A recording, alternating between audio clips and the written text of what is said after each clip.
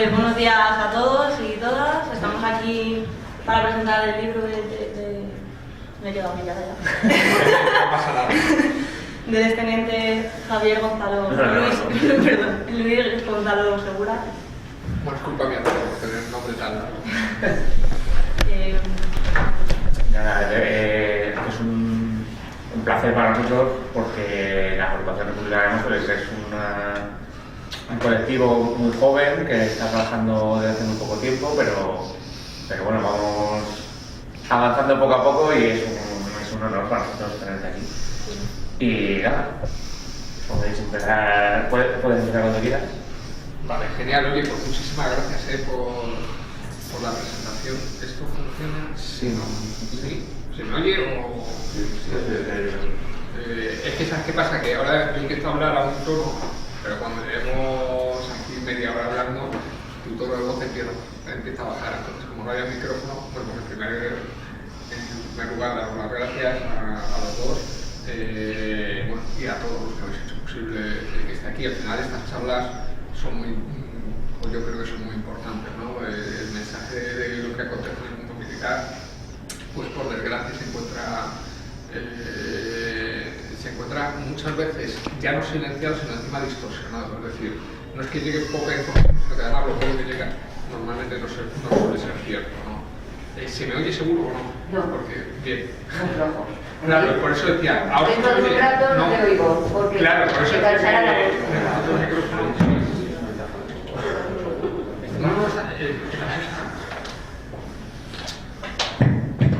¿Ese? ¿Y este? ¿No? ¿Ahora? Sí, ha oído algo. ¿Ahora? Sí. Bien, esto de apretar el botón es mágico. Bien, lo prefiero así porque si no, no hay manera. Bueno, por donde iba voy a continuar. Podríamos hacer charlas aquí de una semana. Yo siempre digo que esta charla podría durar perfectamente una semana o 2 semanas, porque hay muchísima información. Partimos seguramente de la mayoría de vosotros. Bueno, yo creo que sí que ha hecho o ha podido hacer el servicio militar en un momento dado. Entonces, bueno, pues contamos con personas que tienen una cierta información de lo que era el mundo militar, con lo cual con ese punto de partida, con esa referencia, es relativamente sencillo explicar qué ha cambiado y qué no ha cambiado, prácticamente no ha cambiado casi nada. Entonces, enseguida cuando yo empiezo a hablar, todas esas personas tienen esa referencia y pueden decir, joder, pues esto me suena, pues esto también lo he vivido yo. Pero claro, la mayoría de los que estáis aquí ni siquiera habéis tenido esa oportunidad de vivir el servicio militar. Bien, el servicio militar como tal, los que lo han hecho seguramente hay opiniones para todos los gustos, pero en general era una auténtica atrocidad. O sea, no valía básicamente para nada, para que 4 caciques hicieran lo que quisieran con los 4 reclutas de turno. Para que os hagáis una idea del problema o tan grande, por poner un ejemplo, ahora cuando estábamos analizando el perfil de los denunciantes de corrupción, porque yo formo parte de una plataforma de denunciantes de corrupción, nos hemos dado cuenta que no existe ningún denunciante de corrupción menor de 35 años. Es decir, la mayoría de los denunciantes de corrupción, o todos nos situamos entre los 35 y los 45 años. ¿Qué significa esto?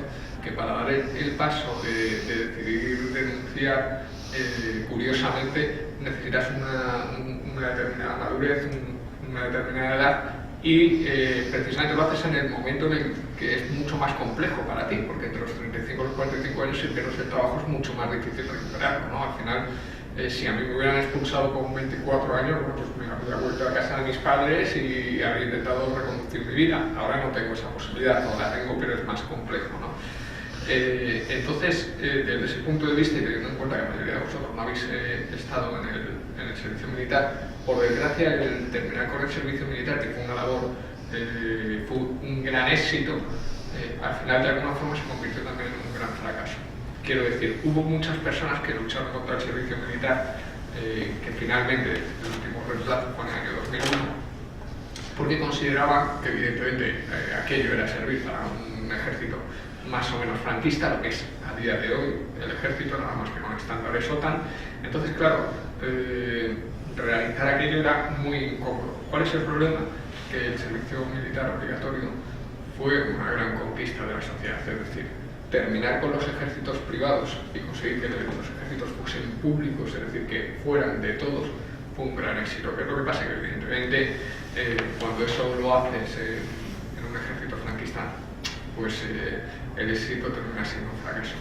Bien, cuando se realizó todo este movimiento, que además yo por lo menos lo he admirado mucho en los años 90, hubo personas que entraron en la cárcel por no hacer el servicio militar, personas que hicieron huelga de hambre por no hacer el servicio militar, o sea, fue una batalla terrible, ¿no? Y además les condenaban y muchos de ellos iban a la cárcel y se tiraban allí. No penséis que era cuestión de entrar un mes en la cárcel, no, es que iban a la cárcel además en muchos casos por jueces militares, con lo cual os podéis imaginar todo lo que era aquello, ¿no? Pero no tuvimos en cuenta qué modelo queríamos, sino queríamos lo que ya no nos gustaba, si aquel servicio militar no era apropiado, ¿cómo lo íbamos a sustituir? Entonces cuando José María Aznar ganó las elecciones en el año 96 y dijo que con posterioridad, en 97, 98, que iba a eliminar el servicio militar, no entiendo cómo nos encendió a todos una lucecita en la cabeza y nos dijo, algo va mal. Es decir, si este señor nos está proponiendo eliminar el servicio militar, es que algo va mal. Y efectivamente algo va mal. ¿Por qué? Porque desde 2001 hasta la actualidad la desconexión del mundo militar con respecto a la sociedad ha sido absoluta. Es decir, no hay prácticamente, y estoy seguro, no sé, aquí tenéis alguno fuente de primera mano del mundo militar. Lo de primera mano es o vosotros, efectivamente, pero los más jóvenes o vosotros, o vuestro hijo, o alguien muy cercano que os pueda decir sí. En tu caso sí. Yo tengo un cuñado mayor del ejército de ahí. Un cuñado, pues, actualmente. Eso es una fuente de primera mano, pero fijaros que el resto no la tenéis. Si esta pregunta la hubiésemos hecho hace 40 años, todo el mundo, todos los presentes habríamos tenido una fuente de primera mano. Porque o bien habríamos hecho nosotros el servicio militar, o bien un hermano, un amigo, alguien, ¿no? ¿Qué es lo que pasa? Que hemos dejado de entrar en los cuarteles. Entonces ya no sabemos lo que sucede. Por desgracia, en el mundo militar no hay libertad de expresión, por lo cual toda la información que se recibe viene desde el mismo lugar, y este lugar es el Ministerio de Defensa, el gobierno, los diferentes gobiernos, los gabinetes de comunicación del Ministerio de Defensa. Entonces es información poco o nada fiable. Bien, con esto quiero decir, voy a intentar profundizar, que si hubiese seguido el servicio militar, no habría sido posible Irak, ni Afganistán, ni muchos de los conflictos que después se han producido. El año pasado, España fue el país con más misiones internacionales. No hubo ningún país en el mundo que acudiese a más misiones internacionales que España, y sin embargo es absolutamente desconocido. ¿Habría pasado esto desapercibido si en lugar de haber ido militares profesionales hubieran ido militares de reemplazo? ¿Habría pasado desapercibido que en Afganistán nos estaban pegando tiros, o que en Irak mantuvimos terribles batallas si en lugar de militares profesionales hubieran ido militares de reemplazo? Yo creo que si acaso hubiésemos caído con moscas. Hubiésemos caído con moscas. Seguro, pero eso habría hecho también imposible que estuviéramos allí. Es decir, porque al final esa desconexión del mundo militar ha generado, bueno, si te has hecho militar es problema tuyo, no haberte hecho militar, y automáticamente ha desconectado a esa parte de la sociedad. Entonces, cuando nosotros abandonamos una parte de la sociedad, y esto es lo primero que se aprende en política, y eso que he hecho en ciencias políticas, es que si tú abandonas una parcela es automáticamente culpable. Entonces, en el momento en el que la sociedad hemos abandonado el mundo militar, automáticamente ha sido ocupado. ¿Quién manda ahora en el mundo militar? 4 fascistoides. Y alguno dirá, joder, eso es una exageración. Bien, Teniente General Gómez de Salazar, ahora mismo, no estoy hablando de hace 10 años, ni hace 15, ni hace 50, ahora mismo. Hace 2 semanas se expresó en los siguientes términos: el deber militar está por encima de los derechos humanos. Fijaros qué frase, es absolutamente aterradora, porque si el deber militar está por encima de los derechos humanos, significa que puedo violar los derechos humanos para hacer prevalecer el deber militar. Es decir, si a mí me dan una orden y yo tengo que cumplirla y tengo que pasar por encima de los derechos humanos, tendré que pisotearlos. O sea, es algo absolutamente aberrante. A este señor no es que no le hayan hecho dimitir, que por supuesto que no le han cesado, tampoco, es que ni siquiera le han pedido explicaciones.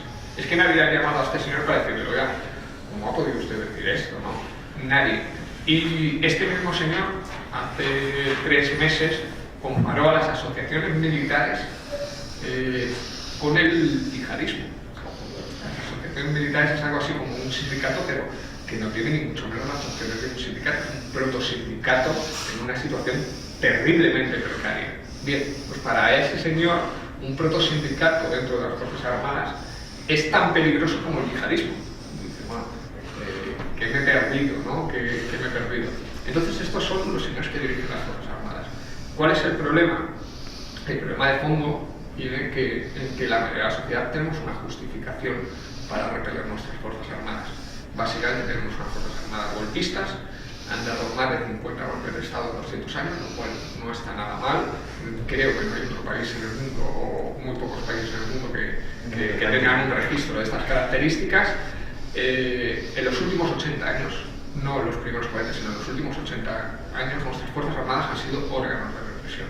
Y cuando digo órganos de represión, me refiero no solo hasta el año 75, sino después del año 75. Es decir, en los años 80, nuestros cuerpos policiales, que eran militares también, porque la Guardia Civil a día de hoy sigue siendo militar, pero es que hasta mediados de los 80 los cuerpos policiales eran también militares, estaban asesinando a ciudadanos.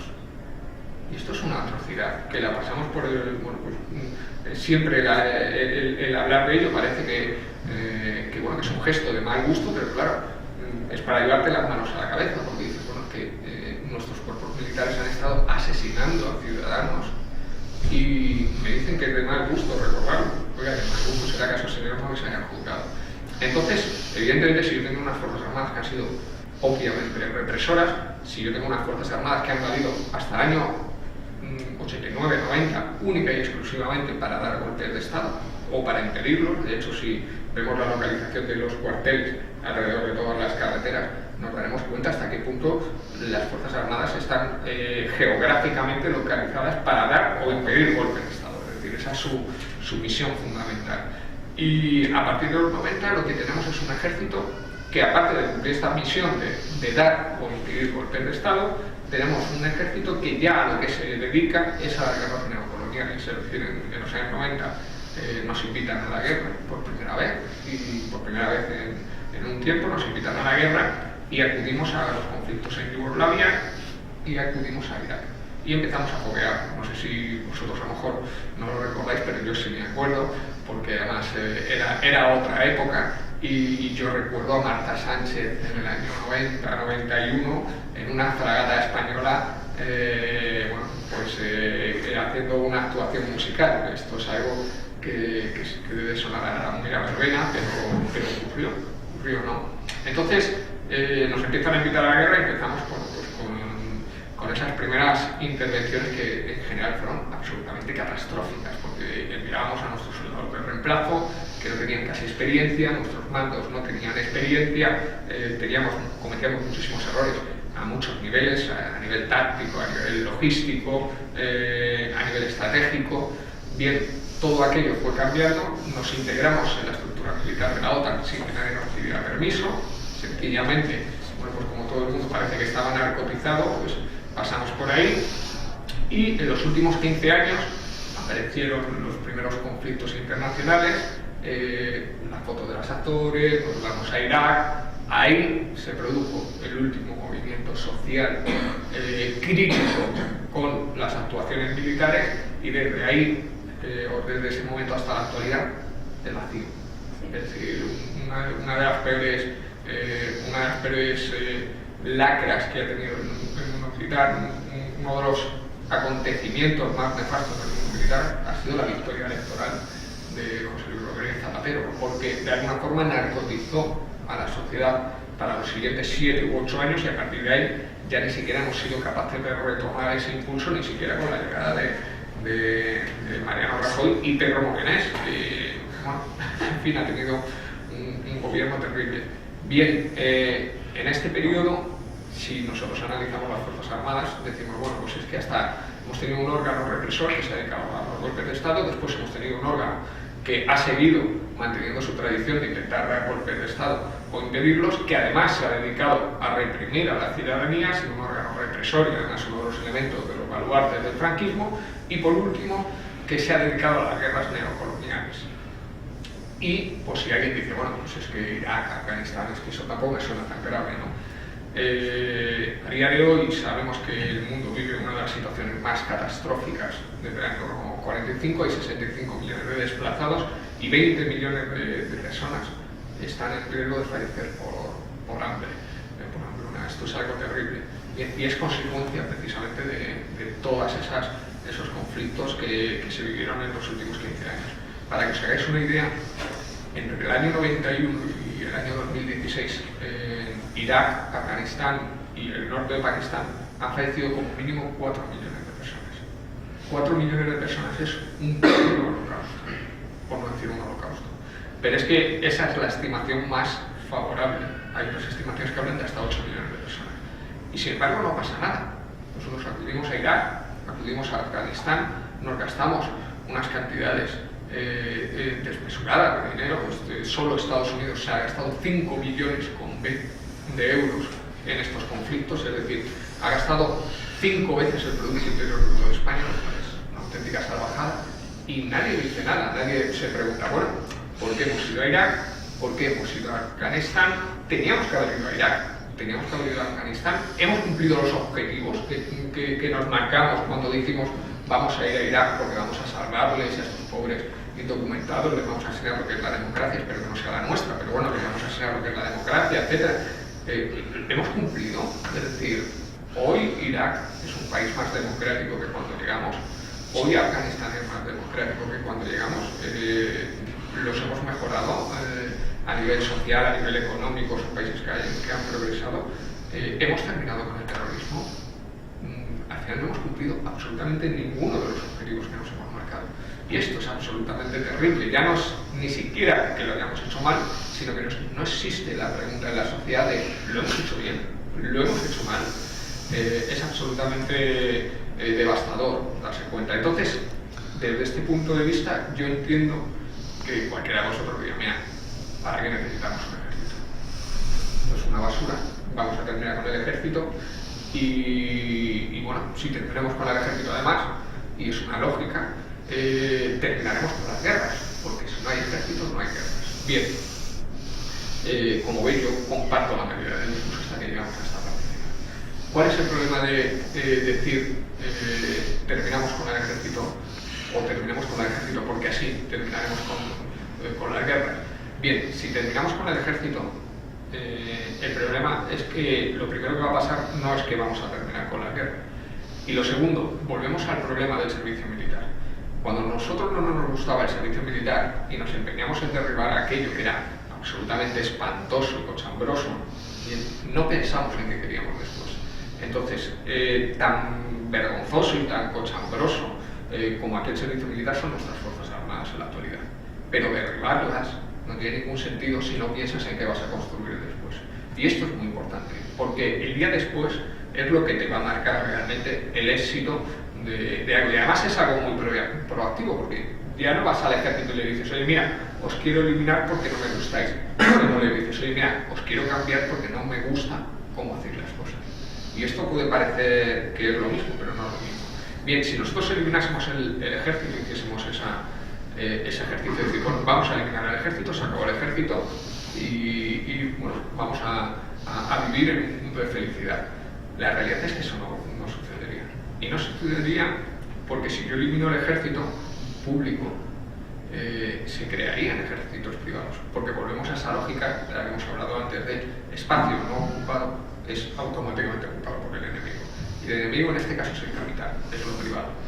Igual que existen los Blackwater, con los cuales, por cierto, ya hemos combatido en diferentes partes del mundo, evidentemente si nosotros desaparecemos como ejército, aparecerá otro, que cumplirá sencillamente esas funciones para determinadas empresas y poderes de generar estados fallidos, que es lo que se conoce como la última forma de colonialismo que existe en el mundo. Es algo que Trump ha definido correctísimamente, y es cuando él dijo, bueno, vamos a hacer guerras para ganarlas.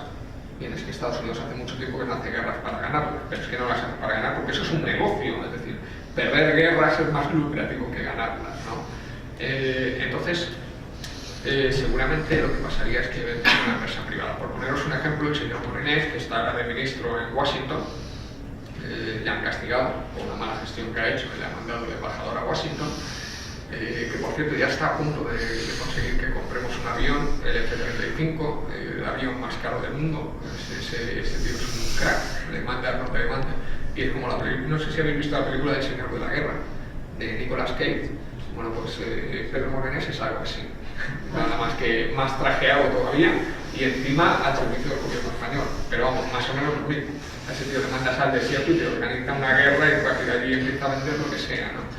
Bien, pues el tío le hemos mandado a Estados Unidos, lleva un telediario en Estados Unidos y ya prácticamente ha conseguido, apalabrado la compra de los F-35, ¿no? Es algo terrible, pero además no lo necesitamos absolutamente para nada.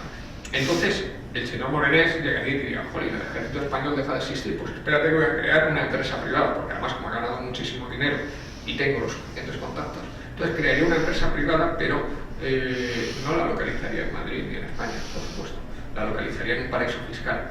Y además en un paraíso fiscal que no tuviese tratado de extradición con ningún país, no sea que mañana hagas algo muy mal y te tengan que llamar por algo. Entonces, bueno, ¿y qué contratarías a españoles? No, dirías, no, los españoles son muy caros, me van a pedir mucho dinero. Y además a los tíos, luego, y eso como hemos cometido muchas violaciones de los derechos humanos, y ahí tenemos a este general que os he comentado antes, tan poco respetuoso con los derechos humanos. Aún así, el español, como el europeo, es como un poco reticente a esto de matar también de forma exagerada. O sea, nosotros matamos y nos metemos nuestros genocidios, pero no nos gusta mucho mancharnos de sangre, ¿no? Es decir, el europeo es más de negociar con los turcos y venga, por 6.000 millones de euros te vendo a 3 millones de personas y ya cepíllatelas tú. Pero yo directamente no, que me mancha mucho, ¿no? Entonces los españoles, cuando vamos a conflictos, somos algo así, ¿no?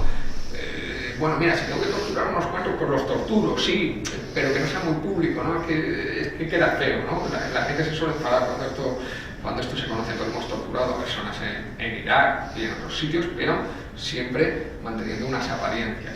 Bien, el americano no es así. O sea, cuando me refiero al americano, me refiero al norteamericano, pero me refiero a todo el americano, es decir, todo el americano, el asiático, el africano, no es así. Porque evidentemente en estas regiones la muerte, bueno, pues desde luego es un concepto muy diferente a lo que entendemos aquí por muerte, ¿no? Entonces un americano, para que os hagáis una idea, normalmente en todas las bases, cuando yo estaba en Afganistán, hay un área de seguridad y hay una línea que nadie debe de traspasar bajo ningún concepto. Entonces, si de repente viene un enemigo, traspasa esa línea, que provoca que se introduzcan en ese área de seguridad tuya, pues lo normal es que dispares. Pero claro, cuando no es el enemigo el que traspasa esa línea de seguridad, sino es una anciana, una mujer, un niño, una niña, pues claro, esto genera cumplo el protocolo y le disparo, o hago todo lo posible para no disparar a esa persona. Normalmente el europeo hace todo lo posible por no disparar a esa persona, es decir, y ya solo dispara cuando no queda más remedio y dispara al aire y bueno, utiliza los altavoces y aquello al final de matar a esa persona, bueno, pues intenta que eso no suceda. En general, ¿no? También tenemos oficiales que entran a poblados y se llegan a disparar a diestro y siniestro porque sí. Y me diréis, no, estás exagerando. Ahora os contaré un caso que demostrará que no es exagerado. El americano no es así. El americano, el africano, el asiático, un señor traspasa la línea y se traspasa la línea, no es lo mismo que sea un señor, una cabra, un niño, un anciano, le pegan un tiro y se acabó. Y le pegan un tiro y se acabó. Y se vuelven a la garita. No tienen el más mínimo problema, es decir, tienen ese concepto, ¿no? Bien, desde ese punto de vista, si yo tuviese esa empresa de la que os estoy hablando, Morenés contratase esa empresa, no contrataría españoles ni europeos, contrataría asiáticos, americanos, brasileños, que son muy baratos, indios, que son muy baratos, los refugiados sirios, que son muy baratos, porque les hemos destrozado el país, los iraquíes, que además ya están versados en la guerra, son muy baratos. Entonces ya tienes ese ejército montado, absolutamente privado, en un paraíso fiscal, en un lugar en el cual además no tienes ninguna responsabilidad jurídica. ¿Y qué haces? Lo ofreces a las empresas. Lo ofreces a las empresas para crear estados fallidos. Es decir, lo mismo que estamos haciendo nosotros lo harían empresas privadas. Entonces, me parece muy peligroso el que nos olvidemos de los ejércitos, el que vivamos al margen de los ejércitos, porque los ejércitos son muy importantes y el uso que se haga de los ejércitos es muy importante. Por otro lado, el ejército gasta muchísimo dinero y gasta nuestro dinero. Es decir, los 10.000 millones de euros de recortes en educación, los 10.000 millones de euros de recortes en sanidad, todo eso sale de nuestros ejércitos. Y me sorprende que hace menos de 2 semanas María Dolores de Cospedal afirmase que íbamos a subir el presupuesto del Ministerio de Defensa al 2% y no pasase nada. En general, no pasó nada. De hecho, fijaros que muchos nos dijeron el 2%, pero nadie nos dijo cuánto suponía el 2%. Nadie nos dijo cuánto estábamos gastando. Es decir, esa información no la recibimos.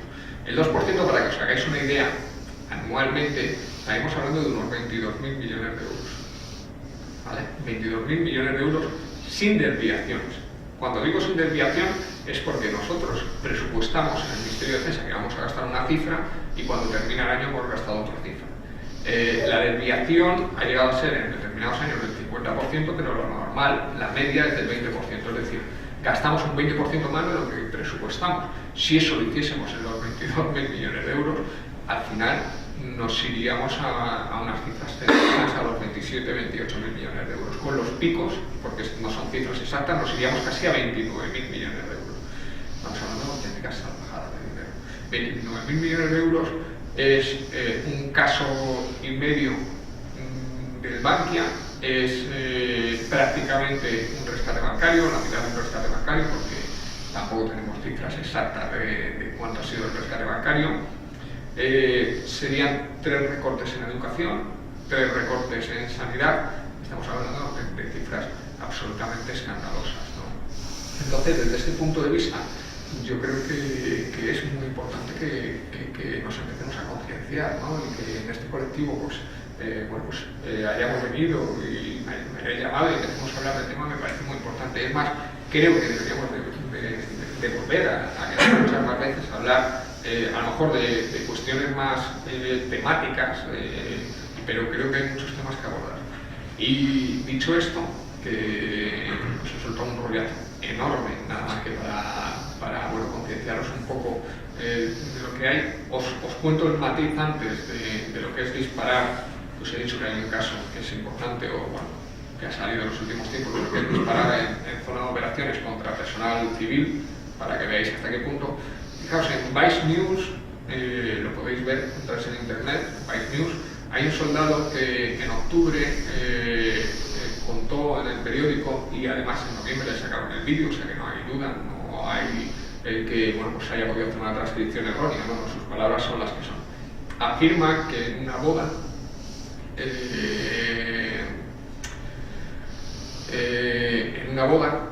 tanto él como su compañero en el año 2004 en Irak recibieron ráfagas cercanas. ¿Por qué? Porque en las bodas los iraquíes normalmente cogen los Kalashnikov y empiezan a disparar al aire.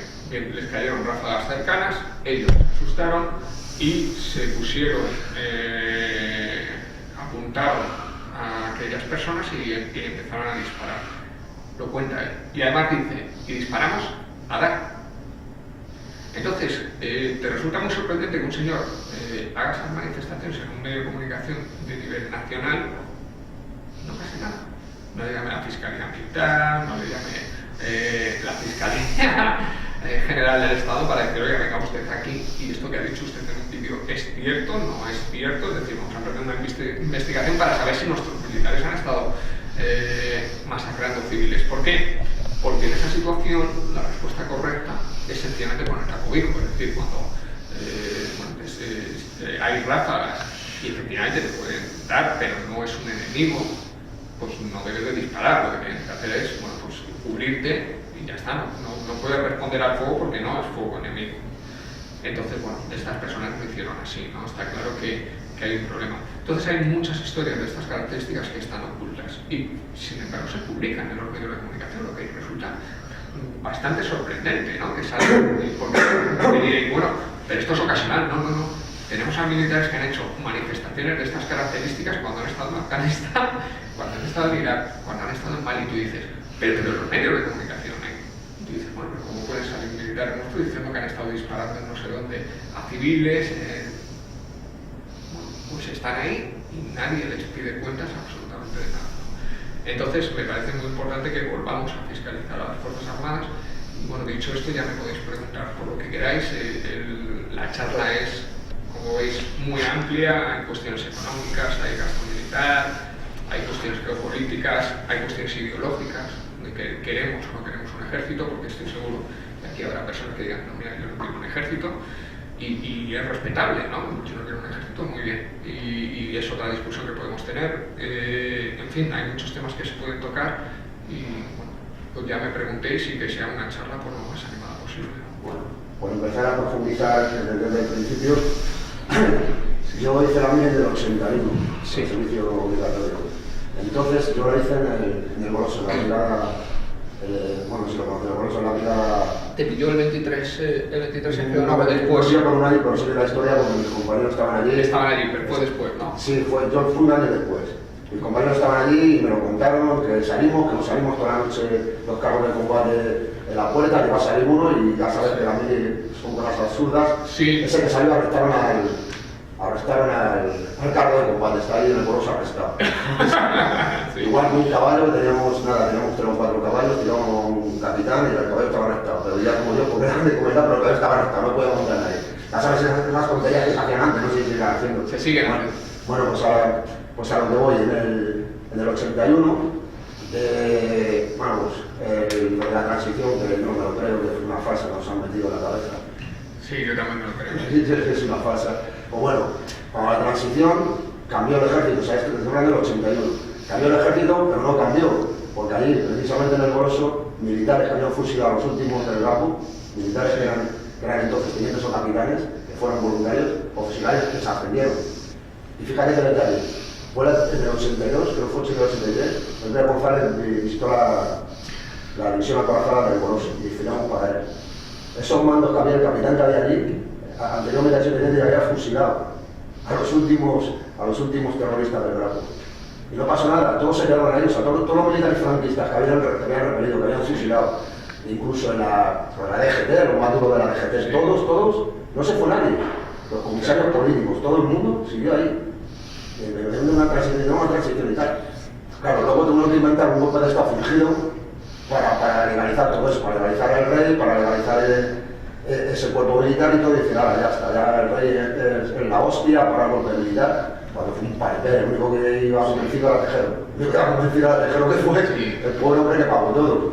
Pues claro, pensemos que un golpe militar condenaba a 4 personas, de las cuales el que más estuvo, no sé si fue Armado, estuvo 10 o 12 años en la cárcel. Sí, es cierto. A ver, el golpe militar es muy complejo, ¿no? Ves, esa es una charla compleja, ¿no? Esto no es que fuese como tal algo fingido en el sentido de, bueno, vamos a organizar el 23F intencionadamente para que esto salga mal y bueno, ensalzar al rey, sino que los acontecimientos se fueron produciendo. Quiero decir, efectivamente, me parece que tienes toda la razón del mundo, el 23F no eran 4 militares, ni mucho menos, que eran muchísimo más. Es más, el rey como tal, Juan Carlos I, fue un golpista. Fue golpista el mismo 23F y esto es algo absolutamente innegable. Yo lo he contado en mil sitios y está más que demostrado. Pero este fue golpista a los 7 meses anteriores. Y esto es un matiz, ¿no? El problema es que en España resulta que no había un golpe, sino que había muchos golpes. Entonces aquí cada uno estaba con su golpe y efectivamente, más o menos Javier Cercas te cuenta que en su interpretación del golpe en Anatomía de un instante, él te cuenta que el 23F confluyeron 3 golpes, pero en mi opinión no es así. Es decir, en mi opinión es que confluyeron más golpes todavía, no es más complejo todavía de 3 golpes. Pero sí, la consecuencia que se produce del 23F es básicamente esa, es decir, se legitima el sistema, pero sobre todo se legitima el sistema, yo creo que por miedo, es decir, aquel día tanto unos como otros sintieron que aquello podía cambiar. Entonces, tanto la derecha como la izquierda, ya todo el mundo se quedó como estaba. Dijeron, bueno, Es que no, vale, de acuerdo, aceptamos, vale. Sí, como animal acuático, sí, como animal, lo que quieras, me parece bien. Vale, esto que es una democracia, pues lo aceptamos. Esto que es una transición, pues lo aceptamos. Pero lo que puede venir puede ser peor. Pero ojo, esa sensación no solo la tuvo la izquierda, también la tuvo la derecha y la extrema derecha. Es decir, la derecha también aquel día dijo, ojo, que la agitación, y el capital es así, el capital, eso de la agitación no le gusta mucho. Y aquello fue como, sí, hemos podido ganar, pero también hemos podido perder. Entonces aquel día yo creo que, y hay que lo cuenta y lo analiza en esa clave de cómo los atentados terroristas, cómo los acontecimientos militares fueron cada uno de ellos desencadenando un hecho, ¿no? Como los atentados de Atocha valieron para legitimar al Partido Comunista, es decir, cómo cada actuación que se dio a nivel político vino precedida o bien de un atentado o bien de una acción militar. Y al final, el 23F, la consecuencia del 23F fue la rendición social. Una rendición social absoluta de, vale, aceptamos lo que sea. Y después vino Felipe González, que tiene una historia detrás que no se suele contar, pero que es muy interesante, sobre cómo el padre de su mujer era comandante del ejército. Esto es algo muy desconocido. Y, en fin, son historias bastante interesantes, ¿no? Y que no se nos cuentan, pero está claro que Felipe González era un hombre del régimen. Era un hombre del régimen antes del 75. Esto es algo innegable, como Cebrián era un hombre del régimen antes del 75. Y muchos otros, ¿no? Entonces, entre muchos de ellos, bueno, pues sienten que efectivamente que hay que jugar al juego de rojos y azules, que también está funcionando en otras partes del mundo y que, bueno, vamos a implementarlo aquí también. Y lo implementan, ¿no? Y lo implementan cumpliendo lo mínimo para que sea homologable. Es decir, las votaciones cada 4 años y poco más.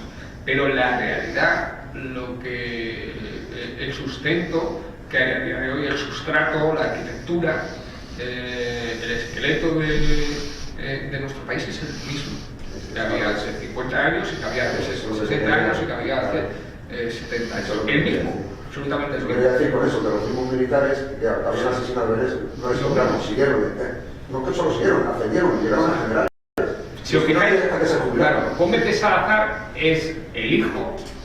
Este que os estoy hablando es el hijo de otro Gómez de Salazar que estuvo en la transición y que además estuvo en el Sáhara y que, si no recuerdo mal, fue el que juzgó a los del 23F, ¿no? Entonces, fijaros hasta qué punto unos están mezclados con otros, ¿no? Sí. Una pregunta, sigue siendo igual, va parte de la justicia militar de la civil, como cuando yo estaba, era aberrante, ¿sabes? Efectivamente, esa es una de las grandes aberraciones. Cuando un porro te podían caer hasta 3 años porque estaba despenalizado la justicia civil. Sí. Pues hay 3 años de prisión militar, que no se habla de las prisiones militares, pero eso queda también. Sí, mira, para que os hagáis una idea, en el mundo militar, a día de hoy tenemos un capitán condenado por 28, por 28 agresiones sexuales, sigue siendo militar, sin ningún problema. Tenemos a un teniente que intentó violar a un cabo y sigue siendo militar. Problema. Tenemos a un teniente que robó ordenadores y los vendió por eBay y sigue siendo condenado, Ellos van, les condenan, cumplen 1 año de cárcel y vuelven a su puesto de trabajo, no hubiera pasado nada, sigue en su puesto de trabajo. Tenemos a casi 3.000 militares que han cometido un fraude de facturas falsas por 10,5 millones de euros, sigue siendo militares. Que la justicia normal no puede intervenir. Pues porque está la justicia militar, este es uno de los ¿Por problemas encima? que tenemos. ¿O aparte? No, aparte. Todo lo que se Aparte. produzca dentro de la justicia militar, o sea, dentro del ámbito militar, lo lleva a la ¿Eso es una medida franquista o anterior a Franco y no se ha cambiado? Nada. Sí, cuando digo que es exactamente igual, es por algo, ¿no? Y mucho más, La lista de oficiales delincuentes dentro de las Fuerzas Armadas es interminable. O sea, tenemos a una serie de malhechores dirigiéndonos. En mi época la pena de muerte, en mi época, claro, del 81, por abandonar una garita en caso de asonada militar o de tal, era pena de muerte, o sea, estaba tipificado en el Código Militar como pena de muerte todavía, que cadena perpetua existía, cuando en España estaba penalizado. Sí, estoy hablando del 81-82. Sí, o sea, fíjate, es terrible. Bueno, pero es que incluso ahora, en el nuevo Código Penal Militar del año 2016, que ha pasado muy desapercibido a la ciudadanía, se ha producido un retroceso, porque habíamos pasado con el anterior Código Penal Militar, habían quedado excluidos los civiles de la jurisdicción militar. Y ahora los civiles han vuelto a estar incluidos. Es decir, ¿qué significa esto? Que la justicia militar puede juzgaros a vosotros en unas determinadas condiciones, pero puede juzgaros a vosotros. Esto ha pasado desde el 2016 y no lo sabemos. La ciudadanía no lo sabe, es decir, la mayoría de los ciudadanos no saben que pueden verse mañana delante de un tribunal militar. O sea, esto, cuidado, ¿no? Es muy peligroso. ¿Por qué? Porque al final los militares no son demócratas. Los militares aceptan la democracia. Y claro, aceptan la democracia, conviven con la democracia, pero ¿con qué democracia? Pues con la democracia del PP y del PSOE. ¿Convivirían los militares con la democracia de, por ejemplo, de Podemos o de Unidos Podemos? Complicado. ¿Convivirían los militares con la democracia de secesión en Cataluña? Me gustaría ni verlo, porque si el gobierno, imaginaros, incluso el gobierno actual, pues mañana dice, señores, vamos a hacer un referéndum. Se hace un referéndum y efectivamente se produce una decisión, ¿convivirían los militares o aceptarían los militares esa decisión? Es decir, cuidado, pero es decir, no es tan sencillo, ¿no? Al final el tener a esos retrogradas dirigiendo a nuestras Fuerzas Armadas es complejo, ¿no? Y es algo que creo que nos debería preocupar mucho más, pero por desgracia ya digo que no llega a la ciudadanía. ¿Y por qué no llega a la ciudadanía? Básicamente no llega porque, No interesa. sobre todo, por muchas cosas, ¿no? Pero para empezar, porque tenemos una sociedad evidentemente franquista, es decir, Los medios de comunicación. Sí, también, por supuesto, que no te quepa la menor duda. Toda la sociedad es evidentemente franquista. Acabamos de votar al Partido Popular, ¿no? Es decir, en España se dice, bueno, es que en España no hay extrema derecha parlamentaria. Bueno, pero es que por algo será. Es decir, por algo será que seamos uno de los pocos países del mundo que tenemos la normalidad de no tener una extrema derecha parlamentaria. ¿Por qué? Porque el PP cumple esa función, no solo esa. Es decir, sería injusto decir, el Partido Popular es de extrema derecha, eso no es cierto. Pero, ojo, el Partido Popular abarca desde el centro derecha hasta la extrema derecha y la contenta, porque si no estuvieran contentos, organizarían su propio partido y concurrirían a las elecciones, que es un poco lo que parece que puede llegar a pasar con los movimientos de José María Aznar, etcétera, o lo que ha pasado con Vox, que ha habido intentos, pero no han cuajado. Al final el votante no se siente tan incómodo con el Partido Popular, el votante de extrema derecha, como para decir, me voy a Vox. Sí es verdad que ha habido unas cuantas personas que se han ido, pero no ha sido representativo, con lo cual España es uno de los pocos países que no tiene extrema derecha parlamentaria. Y si no tiene extrema derecha parlamentaria es porque a él la ocupa, porque pensar que ese sector ideológico no existe en nuestro país me parece que sería muy inocente, ¿no? Entonces, desde ese punto de vista, nosotros vivimos en una sociedad eminentemente franquista, eso sí, es una sociedad franquista 3.0, mucho más evolucionada. Es decir, tenemos un rey, por ejemplo, Felipe VI, que no ha condenado el franquismo, no lo han condenado. Y claro, tú te preguntas, joder, ¿por qué tenemos un rey que no condena el franquismo si se supone que vivimos en democracia? ¿Por qué tenemos un gobierno que en general no condena el franquismo? Hace un telediario, la semana pasada, en Alicante, se ha obligado a restituir una placa de la calle o la plaza División Azul, y eso lo ha hecho un juzgado. Quiero decir que al final es obvio que hay un cimiento claramente franquista. Bien, ¿no es el franquismo del año 75? Claro que no. Vivimos en unas formas mucho más evolucionadas. Se han dado cortar el cordón umbilical, han mantenido los hijos. Claro, pero sigue siendo lo mismo. Pero es que, claro, nosotros nos dicen, bueno, es que el país ha evolucionado. Es que incluso, jolín, en muchos aspectos hemos mejorado. Bueno, es que faltaría más. Es que todos los países evolucionan, es que todos los países mejoran. O sea, estaría bueno que no hubiera sido así, pero es que si nos vamos a China, por ejemplo, la China del año 89 no es la China actual, y eso no quiere decir que sea una democracia, ¿no? No. Es un capitalismo puro. Nos atacan. Han sabido, Sale humo. son como camaleones, han sabido acordarse a los tiempos. Sí, los chinos son. Que llegan eso.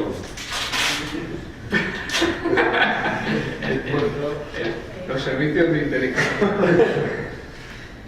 Yo tenía una pregunta que no sé si sabrás la respuesta, porque es una cosa que he escuchado ayer o anteayer y no tenía ni idea de todo esto que dices que son cosas que deberían importarnos pero que no se ven en ningún lado. Y he leído que desde la Unión Europea hace tiempo se quería evitar o se quería eliminar las policías militarizadas en los países miembros y que España, claro, la Guardia Civil es una policía militar, militarizada, y que anualmente España tiene que pagar una multa todos los años por se paga, sí, es así. Es tremendo, ¿no? Vamos a ver, caso, si analizamos históricamente, ya no el contexto solo de la Guardia Civil, que llegamos tarde, nosotros las cosas las hacemos tarde y mal, ¿no? Entonces llegamos tarde del siglo XIX, ¿no? Sino que analizamos la existencia o el origen del resto de cuerpos policiales militarizados que en su momento cumplieron una función, los primeros de principios del siglo XVIII, no del siglo XIX, cuando se crea la Guardia Civil. Bueno, pues tenía un sentido en aquel contexto histórico, geográfico, tenía un sentido la existencia de cuerpos militarizados, pero a día de hoy es un auténtico contrasentido, ¿no? Es evidente que no funciona. Y existe además una particularidad. ¿Cuál es la particularidad? Los cuerpos militares están mucho más extendidos de lo que nos pudiéramos imaginar, ¿no? En Portugal, en Francia, en Italia, pero es que en todos estos países de alguna forma el fascismo fue derrotado. Entonces, esa derrota del fascismo es lo que nos falta aquí en España. Claro, cuando tú creas un órgano militar, un órgano policial con características militares, puede tener su utilidad. Pero claro, en el momento en el que existe esa contaminación ideológica, nos encontramos en que en lugar de tener esa posible utilidad o diferencia, pues se convierte en un auténtico lastre, ¿no? Pasa de ser un anacronismo, de ser algo casi folclórico, porque el hecho de los gendarmes o bien otros cuerpos policiales, ¿no? Las guardias de la República, bueno, pues son elementos más folclóricos que otra cosa, ¿no? En España, sin embargo, son elementos muy diferenciados. Aquí te encuentras a guardias civiles que por insultar a sus jefes les condenan a 4 meses de cárcel. Fijaros lo que estamos diciendo, ¿no? Son auténticas aberraciones, eso no pasa en ningún otro país, ¿no? Es un poco como lo que sucede aquí en España con las academias militares. Es decir, es que en otros países hay academias militares, sí, funcionan, sí, claro, pero es que aquello no es un nido de fascistas, entonces claro que funciona, pero es que en España no sucede lo mismo. Entonces, como no sucede lo mismo, y dado que no hemos derrotado el fascismo, tendremos que implementar o de alguna forma dibujar soluciones diferentes, ¿no? No nos vale lo que hay en otros países, ¿no? Por eso, que aquí simplemente una democracia homologable sobre un sustrato fascista no funciona.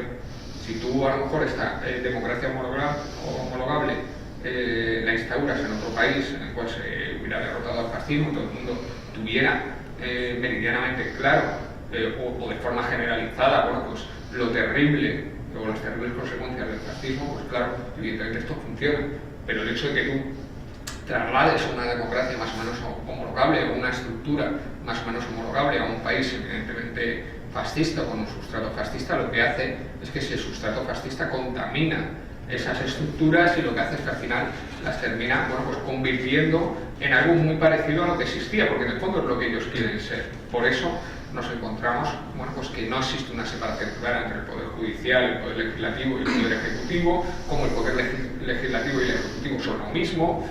Claro, porque al final ellos dicen, bueno, sí, tenemos que jugar a esto, pero nosotros realmente queremos ser otra cosa, así que vamos a hacer lo posible por jugar a esto siendo otra cosa, y somos uno de los países, el país de la Unión Europea más sancionado permanentemente por los tribunales europeos de justicia, pero nos da lo mismo. Nos sancionan y entonces modificamos aquello que nos han dicho que tenemos que modificar. Por poner un ejemplo, en Francia se ha resuelto ya desde el año 2016, que la gendarmería, que es un cuerpo militarizado, tenga un sindicato.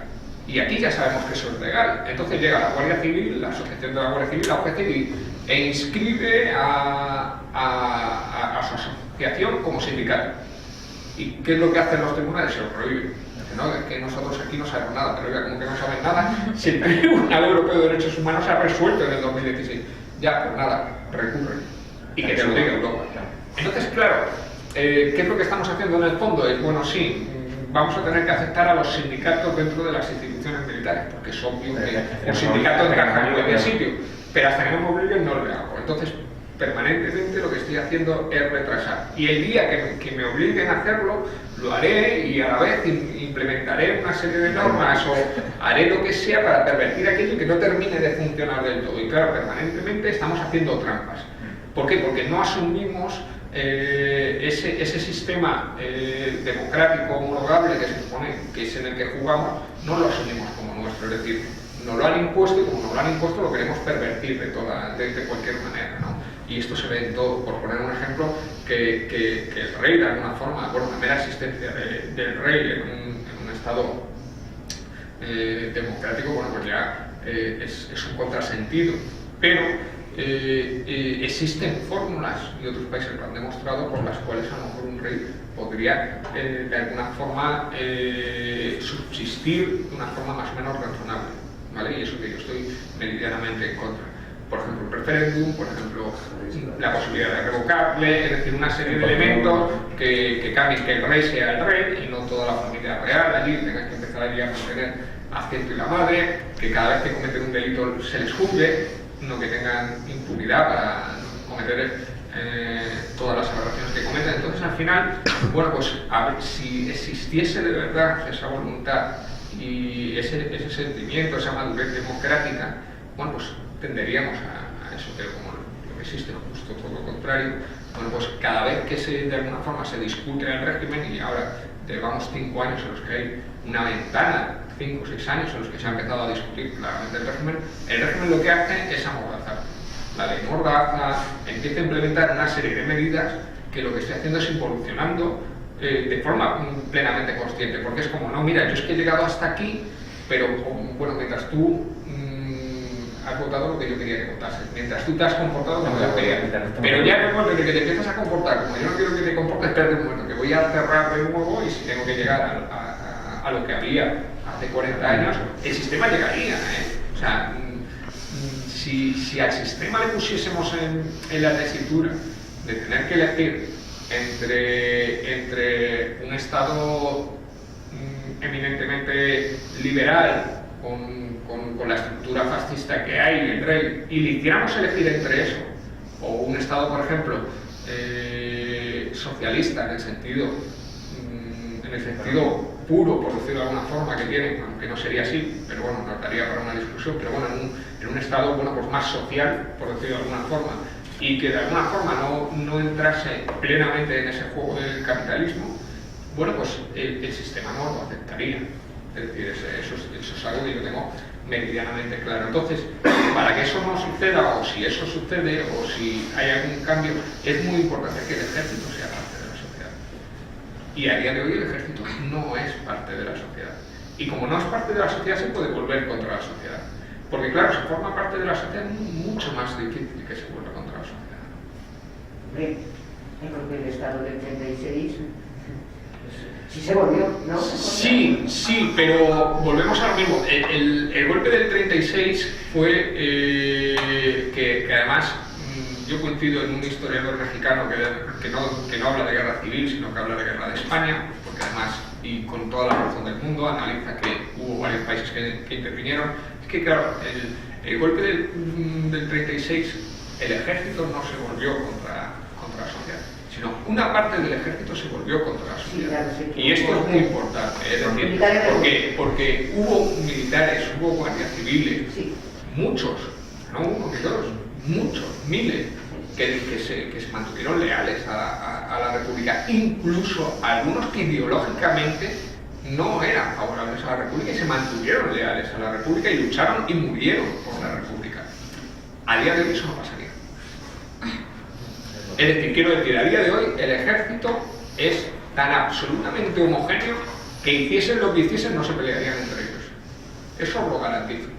Es decir, o se mueven o no se mueven. Y lo demostraron en el 23F. En el 23F, una de las máximas que hubo, que también no solo influyó la negativa de Tejero en las negociaciones que tuvo con Armada en aquella noche, sino también en la diferencia de negociaciones que hubo entre todos los tenientes generales, que eran capitanes generales, y tenían cada uno su capitanía, ¿no? Y en general lo que predominó fue entre nosotros no nos vamos a enfrentar. Entonces al final se empezó a condicionar un escenario en el cual la mayoría eran golpistas, bueno, ideológicamente todos eran golpistas, pero había unos que tenían claro que se iban a mover y había otros que para moverse condicionaban su movimiento al movimiento de otros. Con lo cual, aquello fue un pequeño juego macabro en el que se decidió, pero sí que hubo una máxima y es entre nosotros nos vamos a enfrentar. Es decir, o damos un golpe de Estado y lo damos todos, o nos quedamos como estamos. Bueno, entonces esa sanción que dices que nos hacen desde Europa, que estamos pagando por mantener la Guardia Civil como Sí. tal como está, Sí. y dices que hay otros órganos parecidos. No solo eso, fíjate, te voy a decir más. Es que unificar la Guardia Civil y la Policía Nacional implicaría 5.000 agentes más en las calles al eliminar, bueno, pues todos esos cuarteles duplicados, esas funciones duplicadas, 5.000 agentes más en las calles y bueno, el tener una policía claramente civil, que yo creo que sería algo muy positivo. Pero es que además un ahorro anual de 3.000 millones de euros, que no es una cifra en absoluto pequeña, ¿no? Bueno, ¿y tú qué opinas sobre la guerra de Siria? Bueno, me metéis en todos los fregados ahí, ¿eh? La guerra de Siria, claro, la guerra de Siria nos daría para otra charla Pues sí, mira, de otro día, ¿no? Evidentemente yo creo que la guerra de Siria, al igual que el Estado Islámico, bueno, pues hay que enmarcarlo dentro de un contexto geopolítico y una batalla clave que hay entre los Estados Unidos y el resto del mundo. Siria es un aliado, o ha sido un aliado ruso muy importante, y desde ese punto de vista hay una batalla muy compleja en Siria, ¿no? Evidentemente, la mayoría de lo que ha pasado es responsabilidad de los Estados Unidos, entre otras cosas, porque ahí tienes al general Wesley Clark y sus declaraciones que así te lo cuentan, ¿no? Pero es muy complejo porque después empiezan a caer los cadáveres y claro, es muy complejo una vez que hay tantos cadáveres decir quién es bueno y quién no es bueno en todo esto, ¿no? Al final pasa un poco como en la antigua Yugoslavia. En la antigua Yugoslavia, ponerte a definir quién es bueno y quién no es bueno con tantos cientos de miles de muertos, pues termina por parecer grotesco, ¿no? Porque yo me acuerdo que en Yugoslavia yo veía cine de este subtitulado, y te estoy hablando del año de la polca en la 2. Sí. O sea, me veía tiene 70 y muchos y 80, porque no lo pedía. Pero estaba mi marido en la Mítico, que fíjate si estaba, y ya tiene sus años. Y yo veía cine subtitulado de aquí, de Yugoslavia y de todo. Entonces digo yo que ¿por qué se organizó esa barbaridad? Que además creo que fue todo un montaje, porque no hubo tales ataques, sino que se hicieron ahí. Bueno, fue muy complejo, ¿no? Aquello, nos tendríamos que remontar mucho antes de los años 90, ¿no? Cómo se originó el Estado yugoslavo. Al final terminamos por jugar a ser dioses y cada vez que tomamos una decisión, sobre todo cada vez que cogemos un lápiz y dibujamos una frontera en el mapa, terminamos por generar un conflicto, ¿no? Esto es algo histórico que si lo analizamos en los últimos 100 años se puede ver perfectamente, es decir, en los últimos 150 años. En los últimos 150 años, cada vez que hemos cogido un lápiz y hemos trazado una frontera, hemos organizado un berenjenal terrible, ¿no? Entonces es muy complejo. El caso de Siria, en Siria confluyen tres niveles que yo creo que son muy evidentes, ¿no? Hay un nivel local, yo lo he explicado en una publicación que tengo en público, en un paso frente, en el blog. Hay un nivel local en el que es un auténtico galimatías y se puede explicar, pero nos llevaría mucho tiempo porque no es una guerra civil entre dos frentes, sino es una guerra civil en la que hay 6 frentes diferentes, pero diferentes que a veces grupos que van juntos a luchar de repente dicen no, pero yo contra eso hoy no lucho, entonces yo me voy para mi casa, ya mañana cuando te enfrentes con aquel sí que voy, ¿no? Entonces claro, tú empiezas a analizar todos los grupos que se están enfrentando entre ellos y es terriblemente complejo, ¿no? Entonces, desde ese punto de vista ya digo que no es fácil de analizar, es muy interesante, Encima de ese nivel que ya de por sí es terriblemente caótico, en el que por cierto están los rebeldes moderados sirios, son la antigua Al-Qaeda. Joder, eso de rebeldes a mí que me suena fatal, No, pero son muy moderadetes, Bueno, pero son gente moderada, ¿no? Sobra. De vez en cuando te tiran las Torres Gemelas, pero son unos tíos moderados. Llamarles rebeldes no. Pero para que os fijéis un poco lo complejo. Bien, pues subes a un nivel por encima y te encuentras el nivel regional. Y el nivel regional es también terriblemente complejo, porque Arabia Saudí, Turquía e Israel son aliados. Entonces, claro, tú dices, bueno, un segundo, paren aquí todo. Bueno, ¿cómo que Israel es aliado de Turquía? Bueno, pues esto tienes que analizar después y luego, claro, los enemigos de Israel, a su vez, pues claro, se hacen también aliados de sus enemigos. Bueno, es algo complejísimo, pero bueno, para llegar al punto de decir Arabia Saudí e Israel aliados, bueno, yo creo que ya tenemos muy claro que algo no está funcionando bien. Es muy interesante, lo que está pasando, tan interesante como perverso. Y por encima ya tenemos el nivel global, en el que hay un enfrentamiento claro, más que entre Estados Unidos y Rusia, es un enfrentamiento entre Estados Unidos y China. Lo que pasa es que Rusia empieza a ser ese brazo armado de China, ¿no? En el enfrentamiento regional lo que tenemos es Turquía, Israel, Arabia Saudí, que además son los promotores del Estado Islámico, claro, con sus servicios de inteligencia, contra Siria e Irán. Y esto es algo que después se ha ido repitiendo. Nos podríamos ir a Yemen y veríamos un escenario más o menos similar, como por un lado están los partidarios de Irán y de alguna manera han recibido apoyo de Irán, y como después está esa coalición de sauditas que está masacrando yemeníes, no sé qué yo, bueno, pues una carnicería, ¿no? Es algo terrible, han muerto más de 10.000 personas y nosotros mientras tanto le vendemos armas a Arabia Saudí, fragatas, munición, lo que nos pidan, ¿no? Es algo atroz. Entonces no es complejo, ¿no? La guerra de Siria, ya digo, yo de hecho si me llamáis un día vengo, lo analizamos, pero es para analizarlo con cartografía, para que vayamos despacio y digamos, mira, esto fue lo que empezó a surgir, ¿no? De hecho, incluso hay una explicación climática de la guerra de Siria que tiene su interés y evidentemente por sí mismo no explica la guerra de Siria, ni mucho menos, pero que confluye, claro, se produjo una sequía y claro, evidentemente esta sequía produjo también un movimiento migratorio muy importante desde el campo a la ciudad y bueno, esto generó que no se pudiese absorber a personas y bueno, esto empezó a generar unos focos de conflictividad. Evidentemente aquello tuvo que ver, por sí mismo explica la guerra de Siria, no, evidentemente no. Pero bueno, sería muy interesante además enmarcarlo dentro de la primavera árabe, de todos los movimientos que hubo en el Magreb y cómo terminaron, ¿no? Porque ahora sí que más o menos tenemos cómo empezaron, qué es lo que querían ser o qué es lo que querían hacer y cómo han terminado, ¿no? Yo creo que es algo que se puede analizar. Otra cosa. Lo siento, es que no veo. Lo primero, darle la enhorabuena por la ponencia. Nada, muchísimas gracias. Está genial. Lo segundo es la representación del Banco Obrero Solidario de Alimentos, sí, de Leganés. Y también colaboro con la plataforma de detenidos del 27 de enero. Justamente habéis empezado a hablar de la guerra de Siria y me resulta muy interesante cómo antes has hablado de miembros del ejército español, sí, amparados por el propio gobierno, hacen declaraciones abiertas de que han matado a gente, de que, es decir, lo he matado aquí de 3 disparos, y a esas personas no se les juzga. Cuando nosotros, por ejemplo, tenemos compañeros que se les juzga por haber matado yihadistas, que no está claro de que hayan matado a yihadistas, porque no hay recuento, no hay números, es una guerra popular y no te vas a contar cuando se mató ni nada, disparas, te defiendes y ya está. Y del mismo modo que has dicho lo de antes, lo de los ejércitos privados. Sí.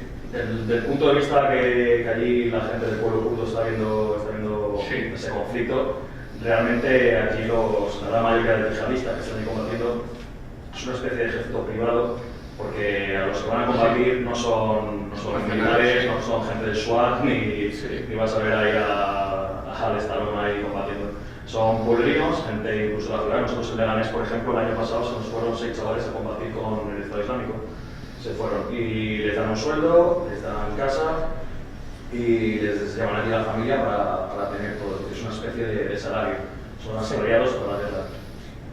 Se nota mucho porque aquí los combatientes del Estado Islámico no son gente preparada, es decir, tienen sus cabecillas, que no se meten y la gente para combatir son gente que no está preparada.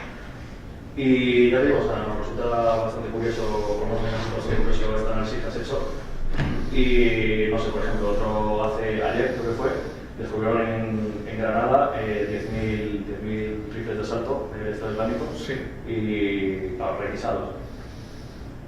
Hasta ahí quiero llegar, es decir, hasta qué punto está el Estado en concordancia con el resto de estados como el Estado turco, Arabia Saudita. Bueno, en Valencia descubrieron 20 uniformes, no penséis que... Bueno, es que, a ver, claro, esto ya no es Siria exactamente, es el Estado Islámico. A ver, el Estado Islámico es una de las mejores construcciones que ha hecho Occidente. Esto es una barbaridad que estoy diciendo. De hecho, si no la hubiese construido y no existiese a día de hoy, la tendrían que construir, ¿no? Porque el Estado Islámico en sí mismo es una manta que cubre tantas cosas para los gobiernos occidentales que es algo terrible. Vamos a ver, el Estado Islámico, fijaros que estamos hablando de un Estado que ha estado, no se conocen exactamente las cifras, pero que ha necesitado para sobrevivir más de 1.000 millones anuales, ¿no? Entonces, ¿cómo ha conseguido esos 1.000 millones? Bueno, pues entre otras cosas, primero por financiaciones de países cercanos. Esto, por supuesto, estamos hablando de Arabia Saudí, estamos hablando de Qatar, estamos hablando de estas petromonarquías. Uno de los ejemplos claros es que cuando los compañeros se fueron allí a combatir contra el Estado Islámico, obviamente cuando va un pelotón a atacar una ciudad de yihadistas, cuando se acaba con ese pelotón, pues se recogen botas, uniformes, armas, cualquier cosa que sirva para la gente. Y es curioso que llevaban FAMAS, que es un fusil de asalto francés. Es decir, ¿cómo consigues en Oriente Medio un fusil de asalto francés? Pues, es que esto se vende con toda la intención del mundo, ¿no? Porque es un negocio. A nosotros estamos allí ganando dinero, ¿no? Permanentemente. Entonces, ¿cómo vendes armas al Estado Islámico sin venderle armas al Estado Islámico? Bien, tú vendes armas a quien sabes que se va a vender al Estado Islámico. O no es que lo hagas con esa intención, pero evidentemente cuando el país A o B viene y te dice, oye, que quiero munición, que quiero fusiles, que quiero tal, tú sabes perfectamente, y tus servicios de inteligencia saben perfectamente que ese armamento no va a terminar en esos países. Sí es verdad que se les hace firmar una especie de acuerdo de ser destinatarios finales o de dar uso final a ese armamento, pero todos sabemos que no se cumple. Es decir, ¿qué es lo que pasa? Que evidentemente en España que hay una comisión interministerial que se encarga de autorizar las ventas de este armamento, comisión ministerial que estaba que la llevaba hasta hace poco el secretario de Estado para el Comercio, Jaime García Legaz, persona vinculada de alguna forma al pequeño Nicolás, o el pequeño Nicolás decía que estaba vinculado a él. Bien, este sujeto era el que decidía, más o menos, porque el resto de los que estaban allí son como 15 personas, entre ellas el CNI, la Dirección General de Armamento, el Estado Mayor, son monigotes, están allí, les ponen todos, están puestos por el Estado, por lo cual aquí el que diga que no algo, al día siguiente lo cesan y se acabó, ¿no? Bien, esto es lo que os comentaba antes de la diferencia entre la dictadura y el sostén democrático homologable, ¿no? Bueno, pues en lugar de poner una comisión que sea yo mismo el que como dictador diga, pues vente armas a este país, no, yo organizo una comisión interministerial de 16 personas a las que les pago por ir allí, pero claro, que a los 16 los pongo yo, entonces te puedes imaginar, ¿no? Pero esto ya te da apariencia democrática. Bien, pues estos señores tendrían que haber impedido la venta de armas a según qué países, pero claro, si te encuentras que tu propio rey es el que va a Arabia Saudí a vender armamento y a vender munición, pues claro, esto como lo frena, ¿no? Como después lleva la comisión interministerial y dice, no, que no autorizo esta venta. Es algo absolutamente bochornoso. Curioso que nos comentaron los compañeros justamente antes de volver, que Estados Unidos hizo un envío de armas, lo faltó con los presidentes aquí, y se envió un envío de armas al ejército kurdo. Casualidad, cayó por desgracia en el campamento del ejército de los yihadistas, por desgracia. Todo ha pasado varias veces, sí. Las coordenadas estaban mal y cayó justamente. Es alucinante, porque además, en este caso, John Kerry decía, no, pero es que nosotros no sabemos dónde están los nuestros, y tú estabas diciendo, mira, tío, ¿cómo que me estás diciendo que no sabes dónde están los nuestros? Pero es que después de esta historia, que es gracioso, claro, es gracioso hasta que no estás allí y estás falleciendo.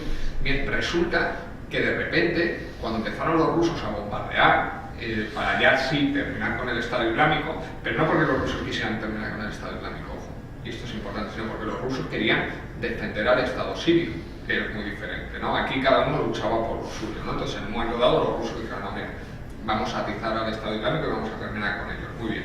Que empiezan a bombardear y de repente los norteamericanos levantan el brazo allí en mitad cuando nadie sabía que estaban y dicen, oye, espera, que tenemos a 300 militares aquí.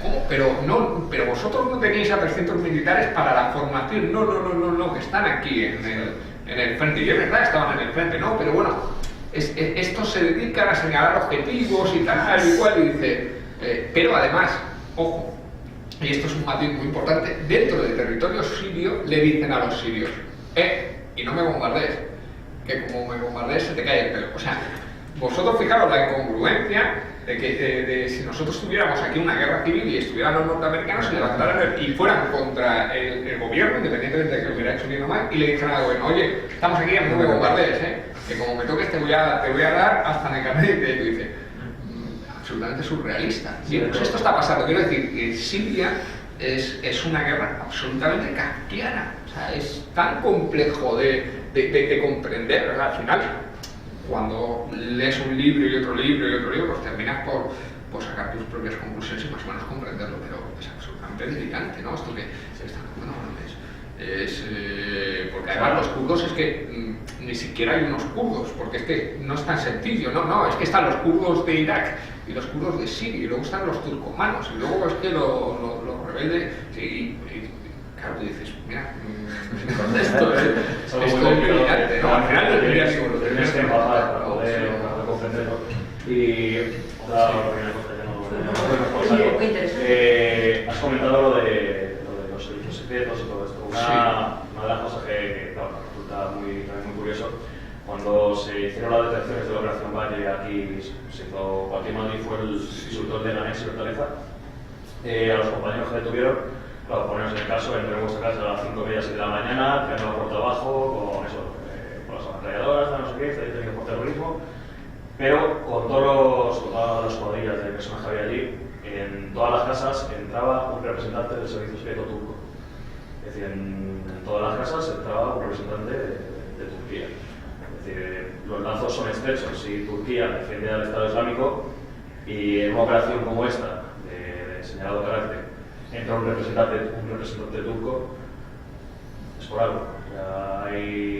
Es complejo, ¿no? A ver, es muy complejo porque muchas de estas operaciones anida el intentar de alguna forma lavar la imagen, no. Mostrar una buena imagen de nuestros fuerzas y cuerpos de seguridad del Estado y de nuestros servicios de inteligencia. Quiero decir, en Ceuta y Melilla, claro, a lo mejor es complejo darnos cuenta, pero en Ceuta y Melilla hay más musulmanes a día de hoy que no musulmanes, ¿vale? Eso no quiere decir que no sean españoles, al contrario, la mayoría de esos musulmanes son españoles. Muchos de ellos ni siquiera están censados. Las últimas cifras nos hablaban de Ceuta y Melilla, más de un 40% de musulmanes. Ya digo que son cifras matizadas porque muchos de los musulmanes ni siquiera están censados. Entonces, desde este punto de vista os podéis imaginar lo que es Ceuta y Melilla. No sé si las conocéis, son dos ciudades muy pequeñitas, 12 y 16 kilómetros cuadrados, muy separadas socialmente, muy clasificadas y estratificadas socialmente a pesar de lo pequeñas que son. Y en este ambiente, claro, allí hacen muchas operaciones contra el Estado Islámico, personas que se supone que reclutan el Estado Islámico, y claro, yo tengo más o menos contacto con Ceuta y Melilla y alguna vez yo hablo con personas de allí y me dicen que han detenido a fulano. Y hombre, aquí al final nos terminamos de conocer todos. Es muy difícil que tú lleves en una ciudad tan pequeña y más en el barrio, que lleves una vida paralela, oculta, ¿no? Entonces, claro, al final muchas veces detienen al brincado de turno, por decirlo de alguna forma, que es el que ha cogido en internet y ha subido otros vídeos, y muchas veces a lo mejor ni siquiera comprenden muy bien el contexto y tal, porque, y esto es importante, igual que en un partido de Turquía, después de producirse los atentados de París, no sé si os acordáis, pitaron el minuto de silencio, no sé contra quién jugaba Turquía, la selección nacional turca contra otro país, y los turcos pitaron el minuto de silencio, es decir, estaban mayoritariamente a favor. Y claro, lo que les estoy diciendo, los atentados de París, ¿no? No es que los justificasen, entiendo, sino que pasaba algo parecido a Ceuta y Melilla, claro. Se imagina tanto al musulmán, sufre tanto el musulmán. Ese mismo día de los atentados de París se produjo una matanza en Nigeria, creo recordar, en una universidad, y nadie le dio importancia.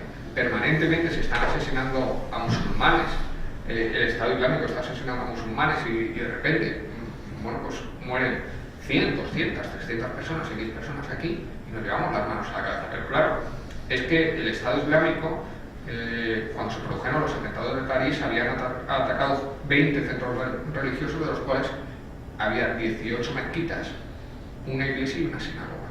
Y es que casi el 90% de las víctimas del Estado Islámico eran musulmanes. Entonces, claro, de alguna forma, cuando ellos vieron que se organizó todo lo que se organizó por unos occidentales no musulmanes, claro, dijeron, ¿y qué? ¿Te preocupas tú cuando esto me pasa a mí? Entonces, hubo hasta cierta satisfacción, por decirlo de alguna forma. Seguramente no será la palabra correcta, ¿no? Pero hubo cierta satisfacción en el sentido de, bueno, yo estoy sufriendo y ahora porque sufras un poco no pasa nada, ¿no? Entonces, por eso se pitó.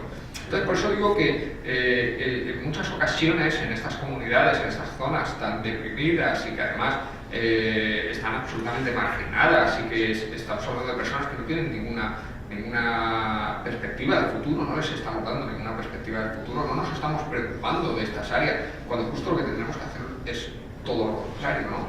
Compra menos carros de combate, compra menos armamento para detener atentados porque no los vas a conseguir detener, y preocúpate más de mejorar socialmente, económicamente, todas estas áreas culturalmente tan castigadas, ¿no? Entonces, claro, en estas áreas hay mucha gente que simpatiza con el Estado Islámico. Sí, bien, simpatizar con el Estado Islámico no significa ser el Estado Islámico. Claro, esto es como si entrases en el País Vasco y detuvieses por terrorismo a las 100.000 o 200.000 personas que han simpatizado con ETA. Bueno, pues es que no es lo mismo simpatizar que tal. Entonces esto está pasando mucho, ¿no? Esto sí es cierto que está pasando mucho, personas que simplemente son simpatizantes y de repente les detienen por formar parte del Estado Islámico, y es como es muy complejo. Veremos a ver los tribunales europeos que terminan por concluir, ¿no? Vale, tiene una pregunta. Por volver un poco al tema español, que es muy interesante todo el tema del género, pero bueno, en cuanto al género español, ¿en qué medida, ¿no?, este ejército del que nos has hablado tan franquista, tan conservador y tal, la entrada de la OTAN supuso algún tipo de modernización, democratización? ¿Vale? Modernización no, modernización sí, claro. No, entiendo qué quiere decir. Mira, la OTAN nos ha permitido estandarizarnos. Y es obvio, es decir, España, hasta que no entró en la OTAN, bueno, pues, como he dicho antes, pues era un país prácticamente sin experiencia en conflictos armados y bueno, pues, se cometían unos errores prácticamente infantiles, ¿no? De llevar a militar de reemplazo y darte cuenta después que los habían llevado sin prenda de abrigo. Bueno, esto está publicado, ¿eh? O sea, tú lees interview, diferentes periódicos de los años 90 y lo puedes seguir perfectamente, ¿no? Entonces, ¿qué nos ha permitido? Estandarizarnos. Pero estandarizarnos a nivel OTAN no significa democratizarnos. Son dos cosas muy diferentes. Quiero decir, Turquía es un país OTAN. ¿Vosotros os imagináis a los generales turcos como personas amantes de la democracia, los derechos humanos, el derecho internacional? En Turquía, por ejemplo, yo diría que no. Eso a los homosexuales, la pena capital por ser homosexual es ponerte silicona industrial de Milano y darte un producto para que tengas diarrea. O sea, esa es la pena capital para los homosexuales, para los sodomitas. Muy democrático no. Entonces te puedes imaginar que eso es, lógicamente no. Arabia Saudí es uno de los países que no es OTAN, pero desde luego colabora con la OTAN más estrechamente. De hecho, nosotros formamos a los pilotos sauditas, nosotros les vendemos el armamento a los sauditas, pero no solo nosotros los españoles, sino toda la OTAN. Es un aliado de la OTAN. Nosotros podemos pensar que en un país en el que han decapitado a 350 personas en los últimos 2 años por delitos como homosexualidad o adulterio, resulta que vamos a tener ahí unos generales demócratas. No. Y sin embargo es un buen ejército. Vamos, no tengan la menor duda. Pregúntale a los yemeníes que no han dejado piedra sobre piedra y llevan ya más de 10.000 muertos. Bueno, como sigan así, darles 2 años más y 5 fragatas más que les vendamos y unos cuantos aviones y no va a quedar el país, ¿no? Es decir, el ser un país militarmente hablando muy avanzado, muy evolucionado, no significa en absoluto que seas un ejército democrático. Quiero decir, efectivamente, en el ejército español no hay ni uno solo de los condicionantes que supondrían tener un ejército democrático. Es decir, no tenemos una justicia estándar, es decir, la justicia militar sigue existiendo como tal, cuando en España no deberíamos de tener una justicia militar, sencillamente todos los casos deberían ser juzgados por la justicia ordinaria, y en el caso de haber un episodio claramente de naturaleza militar, claramente que fuese necesario ser juzgado por un organismo militar, pues podría ser juzgado, pero ni siquiera eso. Quiero decir, Alemania es que directamente no tiene justicia militar. ¿Justificación política de esa? No hay justificación política. El PP y el PSOE no se justifican políticamente. Es que nadie se los pregunta. ¿Cuántas manifestaciones delante del Ministerio de Defensa se han producido en los últimos 20 años? Ninguna. Es que nadie se lo pregunta, nadie le exige. Oiga, la justicia militar termina usted con Claro, algo. pero los civiles sí que se manifiestan por su sindicación. Sí, pero la sociedad se manifiesta. Ahí creo que yo, a ti te parece... A mí me parece muy sorprendente que la sociedad monte una marea por la educación, que está fenomenal, monte una marea por la sanidad, que está fenomenal, y que sumamos el 2% o nos comprometamos a gastarnos el 2% en defensa, y nadie haga una marea. Y encima la petición Porque de eso es, Donald Trump. efectivamente, y encima petición de Donald Trump, porque además es que ese dinero no se va a gastar en mejorar el ejército. Porque si nosotros dijésemos, bueno, mira, vamos a gastar el dinero en que nuestros soldados estén mejor, en que estén mejor instruidos, etcétera, etcétera, a mí me seguiría pareciendo una barbaridad ese aumento presupuestario. Pero todavía podría decir, bueno, pero es que tenemos un submarino que no flota, que tenemos un avión que no vuela, es que tenemos 153 carros de combate despiezados y almacenados. Esto está publicado en los medios de comunicación, porque no tenemos combustible para mantenerlos. Claro, entonces tú dices, ¿esto qué es? O sea, es absolutamente delirante, pero es que esto vas... Y yo a veces cuando he hablado con algunos oficiales del ejército que me consideran básicamente un traidor, claro, yo me río, ¿no? Porque muchos de ellos me dicen, es que todo lo que tú cuentas es mentira, y lo que cuentas en tu libro es mentira. Y le dice, bueno, está bien, ¿te has leído el libro? No, pero me lo han dicho. Y dice, bueno, ya, si te han dicho que es mentira todo lo que cuento, es terrible, ¿no? Al final existe dentro de la cultura militar un nivel de autoengaño tan terrible que nos autoengañamos. Es decir, nosotros llega diciembre, para que os hagáis una idea de lo que pasa en el mundo militar, llega diciembre y tú ves a los militares disparando como locos en los campos de tiro para gastar la munición, inventándonos maniobras ficticias, y nadie llega allí y dice, bueno señor, vamos a poner un poco de cordura, ¿no? A mí me ordenaron gastarme casi 500.000 euros en informática un mes de diciembre porque eso había que gastarlo sí o sí, porque si no al año siguiente te daban menos. Y nadie se planteaba, joder, esto a lo mejor igual está mal, ¿no? Igual no lo estamos haciendo bien, ¿no? Y igual no pasa nada porque se gaste menos, ¿no? Y es problemático, ¿no? El militar en sí, pero claro, es que ¿quién es el jefe de las Fuerzas Armadas? Al final, el rey. Claro, tienes ahí a un señor que ha sido evidentemente golpista, que evidentemente ha sido denunciado en múltiples ocasiones por ser comisionista. Bueno, claro, tienes ahí un personaje, ya no hablaré de los 500 millones de pesetas, ¿no? De Bárbara Rey y ese tipo de cosillas que también ha hecho nuestro queridísimo y amadísimo rey de España, ¿no? Propio de los Borbones. ¿Perdón? Propio de los Borbones. Sí. Bueno, No, sí, una cosa que quería, es verdad, bueno, lo he visto en el telediario, pero aparte, en varios telediarios, está aumentando el servicio militar en ciertos países europeos. Sí, en Suecia concretamente. Y además no es casualidad que Suecia sea un país que no está integrado dentro de la OTAN. No es casualidad. A ver, cuando a nosotros nos dicen, por ejemplo, que para salirnos de la OTAN esto implicaría gastarnos el 3% del Producto Interior Bruto, no el 2, sino el 3%, es una auténtica falacia. Quiero decir, efectivamente hay herramientas, hay instrumentos que te permiten tener un ejército sin gastar tanto. Y el servicio militar es uno de ellos. Bien, el servicio militar obligatorio, yo no llegaría al servicio militar obligatorio. Creo que este país no es lo suficiente suficientemente maduro como para un servicio militar obligatorio. Y creo que sería una solución muy buena. Y creo que en Suecia sería una solución muy buena.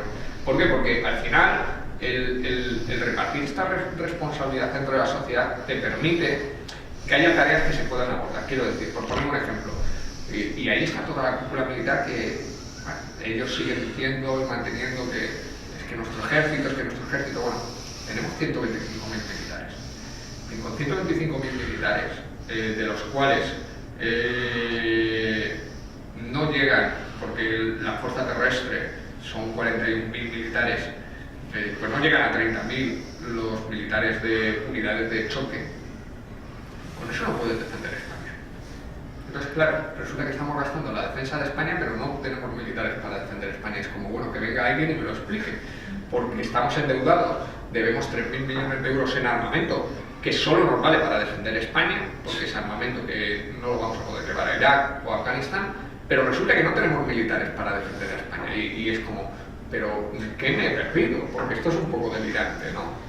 Entonces, bueno, es que fíjate, ni siquiera tenemos militares para conquistar Cataluña. Si mañana los 4 militares fascistoides se cruzaran el cable allí y dijeran, vamos a entrar a Cataluña y que esos se enteren de lo que es España. Bueno, es que no tenemos ni siquiera militares, que no podemos, ¿sí?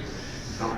Entonces, en este contexto, que es absolutamente surrealista, evidentemente creo que de alguna forma el servicio militar o una especie de voluntariado que se fomentase adecuadamente, creo que sería muy positivo, porque por un lado cumpliríamos ese escenario de defendernos de una invasión, lo cual no va a producirse, con lo cual gastaríamos muy poco, porque realmente esa parte lo que haríamos sería distribuir ese peso en la sociedad.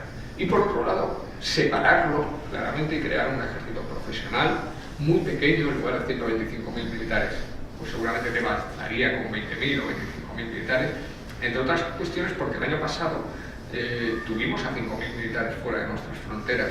Y claro, si tú analizas y divides 125.000 entre 5.000, dices, joder, es que hay unos cuantos a los que no les va a salir nunca porque no les llega, porque no les llega el reemplazo. Entonces, se puede tener un ejército profesional, pequeño, de 20.000-25.000 militares que sea absolutamente proyectable. Otra cuestión muy diferente es que trabajemos en definir las funciones de ese ejército, las herramientas de control de ese ejército, es decir, si se requerirá un referéndum para participar en el extranjero, en qué situaciones, que definamos en la Constitución los diferentes conflictos, porque nosotros hemos ido a guerras sin declararle la guerra a nadie, es un poco extraño, ¿no? Entonces habrá que definir en la Constitución qué tipo de conflictos existen, y yo creo que esto es muy importante. Tenemos que avanzar en este sentido, introducir, bueno, por lo que he comentado antes, ¿no? Introducir sindicatos, introducir la libertad de expresión como la tienen los policías o como la tienen los bomberos, y asumir que ser militar es un trabajo más y que estamos igualmente al servicio de la ciudadanía. Y esto no es malo. Lo único que supone es que por un lado pues vamos a ahorrar mucho dinero en salvajadas que se cometen, pero por otro lado tenemos que pagar mejor a nuestros militares, igual que pagamos a cualquier colectivo. Y claro, la cúpula militar tendrá que llegar a convenios con los sindicatos cuando corresponda, y se tendrán que cumplir unas normas, y a los militares pues no se podrá abusar de ellos porque sí. Lamentablemente los capitanes a los que condenen por 28 agresiones sexuales pues no podrán seguir siendo militares. Estas pequeñas cosillas que tiene el democratizar los cuerpos, y esto es fundamental, ¿no? Entonces al final existen modelos con los cuales podemos gastar mucho menos dinero y podemos tener nuestras fuerzas armadas en muchas mejores situaciones. Incluso la defensa nacional, que no creo que sea a día de hoy tan necesaria, pero bueno, se puede estar mucho mejor cubierta. Y además ese ejército de 25.000 militares, que los liberales no se asusten, que los podemos seguir usando para matar a quienes queramos, para intervenir en países, para generar Estados Unidos. Quiero decir que la estructura soporta también eso, pero por lo menos gastamos mejor, no compramos submarinos que no flotan, que no está nada mal, y tenemos los almacenes llenos de carros de combate despiezados, con lo cual yo creo que nos iría todo bastante mejor, ¿no? Bueno, una última. Es que la última es que me hacéis preguntas muy largas. Claro. Es que yo, porque es un poco personal. ¿Qué pasó con Antonio cuando apareció en televisión con el uniforme militar? Mira, la resolución la ha tomado el Supremo, ya la tengo que ir al Tribunal de Justicia de la Unión Europea, que además voy este mes sin falta, Y bueno, el Tribunal Europeo de Derechos Humanos tardará 3 años porque el Constitucional admitirá a trámite la solicitud de amparo y luego se va a dar MUR, claro, nada más que por retrasarme, ¿no? Al final entiendo que voy a tener una resolución favorable en la Unión Europea, pero a corto o medio plazo, entre 5 y 10 años, pero bueno, lucharé mientras tanto, ¿no? ¿Qué es lo que resolvió el Tribunal Supremo? El Tribunal Supremo resolvió que yo saliese en el intermedio vestido de militar y se emitiese la grabación de un general ofreciéndome el moro, todo aquello que pasó, era más grave, palabras textuales en la propia resolución, era más grave que el teniente general Mena saliese vestido militar con el mando de 41.000 soldados en la fuerza terrestre y amenazase con un movimiento militar en el caso de aprobarse un estatuto que no fuese acorde a lo que él quería. Es más, incluso las memorias del teniente de José Bono se analiza cómo el teniente general Mena, junto con otros militares, llegaron a plantearse un pronunciamiento militar y se hicieron varias escuchas y tal. De hecho, es más, hasta 50 militares enviaron cartas de apoyo al teniente general Mena. Es decir, todo aquello que se montó, según el Tribunal Supremo, es más leve que mi aparición en el intermedio denunciando la corrupción y los abusos que hay en el ámbito militar. Pero bueno, nuestras Fuerzas Armadas yo creo que tienen razón en este caso, funcionan extremadamente bien y por eso el que mi antecesor en mi puesto, que fue el teniente que robaba los ordenadores y los vendía por eBay, fue condenado a 1 año y hoy sigue siendo militar, y el que ha ido a la unidad de la que a mí me expulsaron ha sido el teniente coronel, ahora ya coronel, que ascendieron, claro, hay que ascenderle, el coronel Lescano, que fue condenado por acosar a Zeca. Vamos, ese señor está en la misma unidad en la que estaba yo, ¿no? Entonces, pues, cosas del destino. Muy bien. ¿Tienes...? ¿Ya no? Ya la pensaba. ¿Estás en el ejército? Perdón. ¿Intentas volver al ejército? Sí, pienso volver al ejército. El ejército, creo que hace mucho tiempo que los progresistas hemos abandonado estos espacios, ¿no? Los espacios, como he dicho antes, no se abandonan. Sería una falta de coherencia que yo dijese aquí que no hay que abandonar los espacios o pidiese que luchase por fiscalizar al ejército, por estar pendiente del ejército, y después cuando resolviese me dijeran vuelva usted al ejército y dijera, bueno, no, es que estoy mejor fuera, ¿no? Siempre digo que voy a escribir una novela del mundo militar cuando vuelva al ejército, que van a ser 50 sombras de Luis, que me van a sodomizar desde todos los puntos sólidos y por haber, y voy a probar el Kama Sutra por la menor duda, pero creo que merece la pena. Yo por lo menos lo voy a intentar, llegaré hasta donde llegue y creo que tengo mucho coco, en el sentido de que estoy muy trastornado, entonces como estoy muy trastornado a las Fuerzas Armadas, ahora ya cada vez que me hacen faenas de estas yo creo que me van arreglando, por lo cual me sirve hasta de terapia, ¿no? Pero bueno, sí sé que no va a ser fácil porque a mí permanentemente me amenazan. La semana pasada puse una denuncia en un juzgado por amenazas, es decir, mi día a día es te voy a pegar 2 tiros, eres un traidor, todo este tipo de cosas. Y sé que no será fácil el día que vuelva a las Fuerzas Armadas, pero considero que ese es el lugar en el que tengo que estar. Considero que además me han echado por hacer unas manifestaciones, por lo cual mi trabajo mal del todo no lo hacía. Y bueno, lucharé por recuperar de alguna forma ese espacio, ¿no? Y dicho esto, cerramos ya, que creo que hay que cerrar. Os recuerdo, yo tengo una página en Facebook que es Luis Gonzalo Segura, un paso al frente. Os agradecería que siguiese la página y que compartáis lo que yo publique, porque al final uno de los grandes problemas que tenemos es la falta de difusión. Cuanto más seamos mejor, ya somos 23.500, pero todo lo que podamos crecer, todo lo que recomendáis, os lo agradezco. En Twitter estoy también, con lo cual os digo lo mismo, Luis Gonzalo Sec, no llegué a lo de Segura y ahí me quedé. Y bueno, los libros los podéis comprar, valen 19 €, y más allá de comprarlos y de leerlos, ese es un esfuerzo que tampoco se pide, es decir, con que me lo compré yo me doy por satisfecho, incluso si queréis comprar varios y montar estanterías en vuestras casas, me mola también, no sé si los queréis utilizar de forma decorativa, también me mola. Más allá de ello, os cuento, yo voy a dejar, y además os lo digo para que tengáis conocimiento por si queréis difundirlo a otros sitios. Yo a partir de este 31 de marzo dejo esta actividad de vender libros y recupero, porque podía hacerlo, recupero cobrar el subsidio de desempleo, ¿no? Entonces no voy a poder seguir vendiendo libros, me voy a dedicar a una actividad hasta desempleado, que no está mal, a día de hoy es una actividad más. Pero, y esto es importante, sigo dispuesto a hacer presentaciones, aunque a los sitios a los que vaya no vaya a vender el libro. Sí me llevan los libros para vender, pero para vender y que os los quedéis quienes montéis la asociación o quienes montéis los actos, ¿no? Esto os lo digo para que lo vayáis difundiendo, porque mi idea a partir de abril es pues, hacer lo mismo, nada más que los libros yo os los doy, los vendéis vosotros y donáis el dinero a las asociaciones o sirve para financiaros o lo que queráis, ¿no? Entonces, bueno, lo principal, claro, lo principal es hacer estos actos, hablar y, en fin, y la próxima vez hacemos algo que sea más temático para que esté más acotado y yo creo que nos permita también tratarlo mejor. Y nada, muchísimas gracias a todos, pero lo agradezco muchísimo. De verdad, muchas gracias.